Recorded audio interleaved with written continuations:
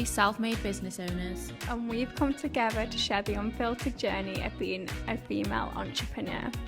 Women who build. Welcome back to season 2. Today we are joined by an incredible, inspiring woman who has built not just one successful business, but multiple. Gemma is a salon owner, an educator, and an entrepreneur who has turned her passion, expertise, and ambition into multiple thriving ventures.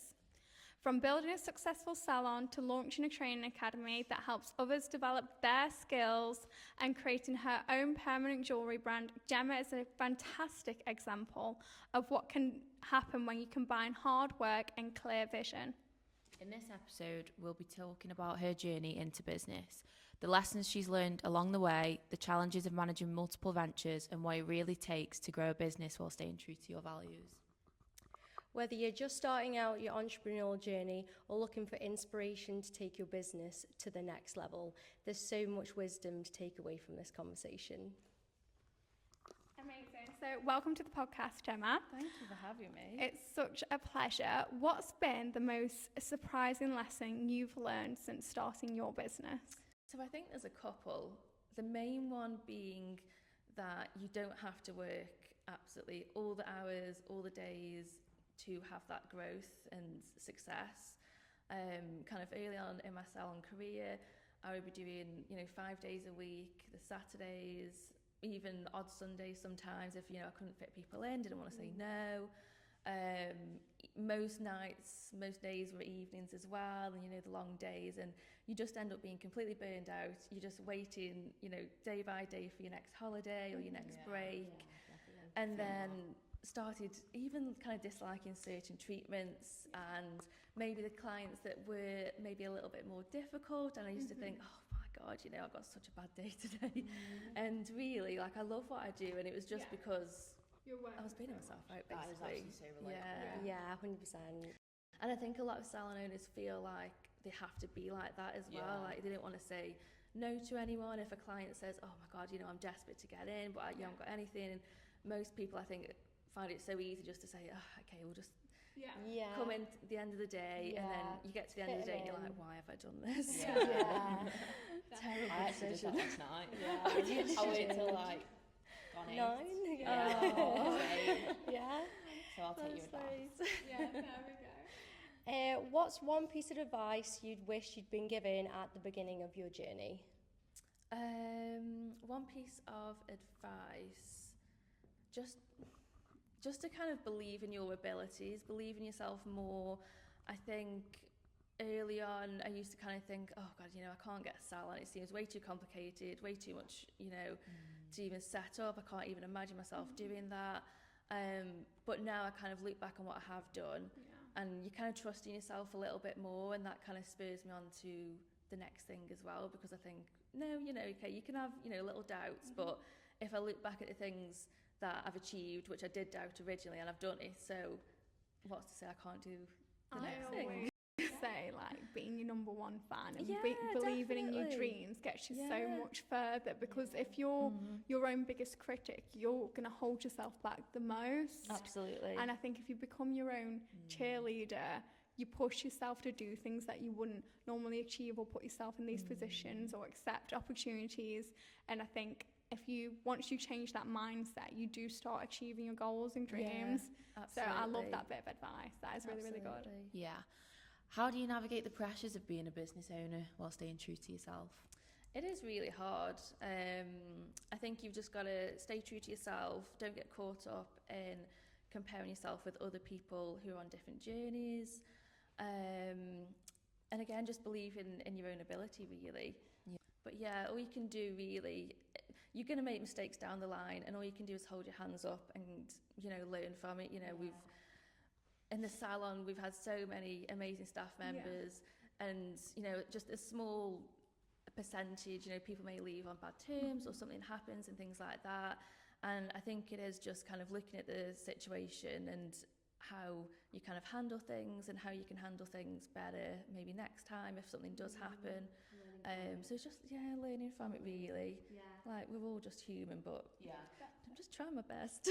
And do you know what? And I think that's like a really big thing to take away from that is like learning from your mistakes. A lot of people struggle to admit when they've done something wrong, and instead of pushing that out onto other people, I think maybe sometimes you have to look at your own actions and accountability, and I think it's a really big thing to do and can only make someone grow further. We all make mistakes, we all mess up on a client, or forget something or do something that maybe we shouldn't have, and I think it's just taking accountability, moving on, growing from it, and it is just everyone's first time living. Like, I think people forget that. First time being a business owner, first time living, even though I feel like I've lived like 10 lives and got I could write it, but yeah, I feel like I literally have, but I think that is just being kinder to like your team, your boss, your clients. Just remember, we're all human, and I think like when you have girls, especially in the beauty industry,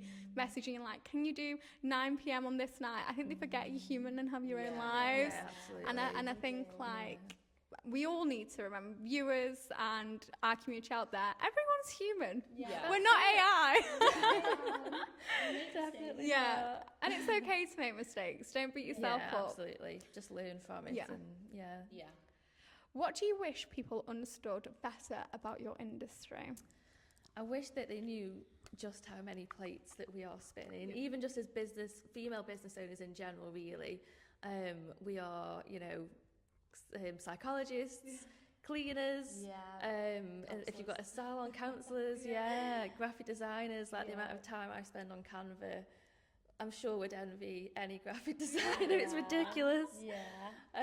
But you're just spinning so many plates, and I wish it was just as easy as opening the salon door, having your clients in, you go home, you switch off, but it's definitely, I know, what a life. Going back to the spinning plates thing, I actually said this in a meeting the other day. I said people haven't just got to be good at the service they provide anymore. They have to be a social media manager, a content creator, a business manager.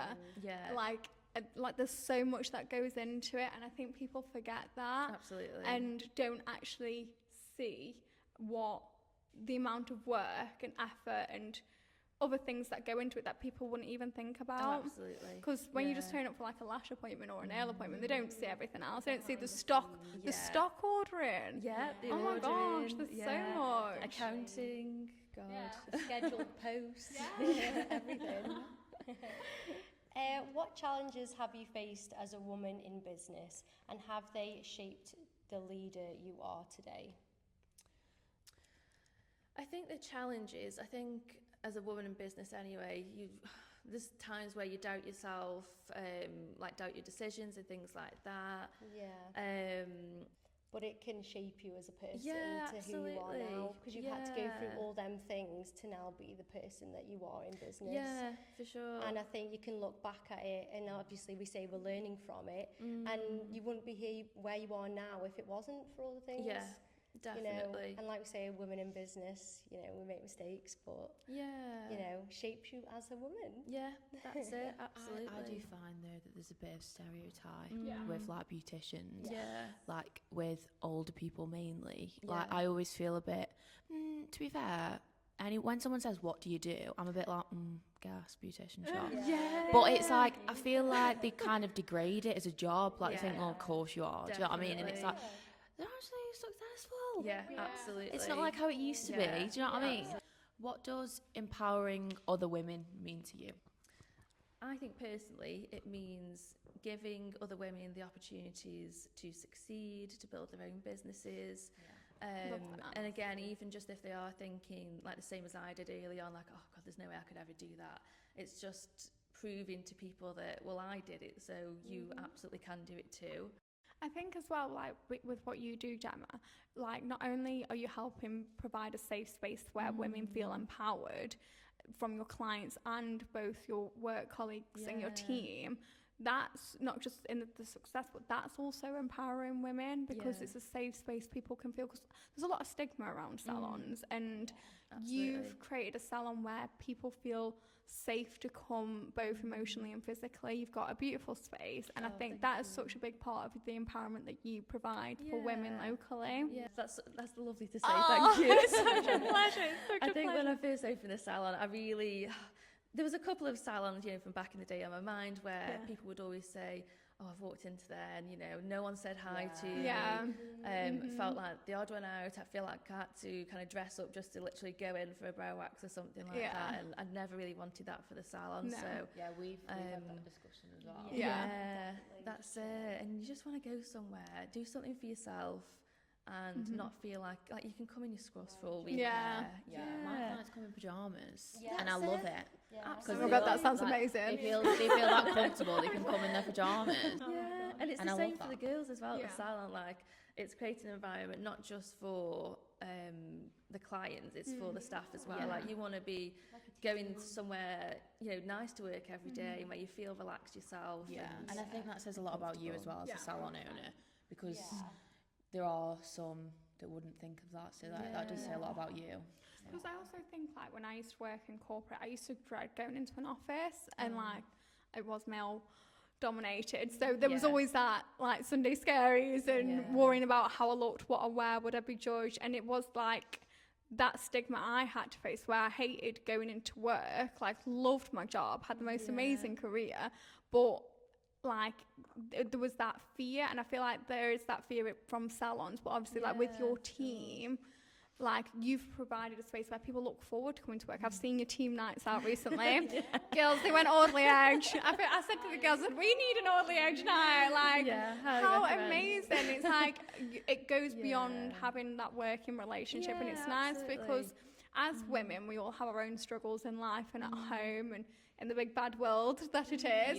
So it's nice to be able to come together and to feel empowered and safe and comfortable in a workplace. So I do think that's a really big thing. There is nothing worse than like disliking your workplace. Is Oh there? God, Or having fear in your boss. Or have it literally Yeah, having like, somebody scared. Yeah, because like if you don't, I also say as well, as bad as it sounds, if you're scared of your boss in your workplace, are you actually going to be as working as well as you possibly could? Because you'd be holding yourself back, scared to try new things and put yourself out there because you don't want to disappoint or be embarrassed. And I don't think anyone's at their full potential if they truly feel like that. Oh, absolutely. Yeah. So, Gemma, what advice would you give to women who are thinking about starting their own business but haven't taken the first step yet? My advice would be, you are going to have those thoughts in the back of your mind that are, oh my God, what if it doesn't work out? What if I don't make enough money? I've just, got this mortgage and I've got, X amount of bills to pay and cover every month. How am I going to do it? And I always think, yes, they are going to be scary, and definitely obviously things to think about. You can't just ignore that fact. But I always think if it doesn't scare you, it's not worth doing. Definitely not. You've got to be a risk taker. There's definitely, there's an element of risk there for sure. In everything you do as business, women really, there's always going to be that risk. But I always used to just think, right, okay, well, if I don't do it now, I'm never going to do it. And I've got bills to pay, but as long as I know that I've done the most kind of work that I possibly can behind the scenes, to get those clients in when I first went self-employed, I can look back and think, well, you know what, I did absolutely everything that I could have done, and if it didn't work out, it didn't work out, but at least I can look back on it and think, I did what I could do. But it did all work out, it was fine. I always say as well, like, the right time isn't ever coming. You've got to make that's the such a good point as well. It's more like, you've got to make it. Absolutely. And if you sit around waiting for the right time is going to fly. For sure. And like I mentioned, like I touched on earlier, I used to kind of think, I left college and saw one of the girls go straight into like her own salon, and I used to think like, oh my God, I don't think she even liked doing beauty that much, but okay, she's got a salon, that's amazing for her, but oh my God, that seems like way too far to my reach. And then you start thinking about, well, how am I going to do like tax returns? And you just make everything so much bigger than what it is, initially. But like I say, when I look back on things, well, you know, I did that, so yeah, maybe I can do this. It seems a bit scary and big. Yeah. But it works out. Yeah, it all works out in the end. Everything, That's it. like all your goals kind of feel impossible, don't they, at the start? Yeah. I used to think Absolutely. like, how would I ever have a salon? Like, Yeah. It's good to And reflect. you just do, and then at some Yeah, point you you've just got like do. You just do. happens You've always six staff do. members, and you're like, Yeah. how did we get here? Yeah. We finally got there. That's it. That's so true. Yeah. What trends are you seeing in beauty right now, and how do you keep your business ahead of the curve? Trend-wise, definitely the low maintenance treatments. That we've been also 100%. always talking about this at the minute with the lash industry. Yes. The low maintenance. Yeah. It's just nothing or all. Yeah. You Are you know? seeing a lot of lash extension clients Oh, move into lash yeah, lifts? 100%. Yeah. Definitely. A Russian girl going to like a classic. Yeah, Ah, a lot of yeah. people. Because I've got a lot Yeah. of clients who swear by extensions and wouldn't Yeah. want a lash Yeah. lift, but they're still going for more of a natural lash. Yeah. Or just nothing at all. Like, you know, girls would be like, I'm going to have a lash break. And then they're the ones who would always come to you, literally, regardless. And then they're the ones having a lash break. And you're like, Yeah, yeah. the toned down look It is must so just be in. how the world is turning, really. Yeah. People haven't got as much time nowadays to keep going back every X amount of weeks. Like the Korean lash lifts. Do you guys do Korean lash lifts? Yeah.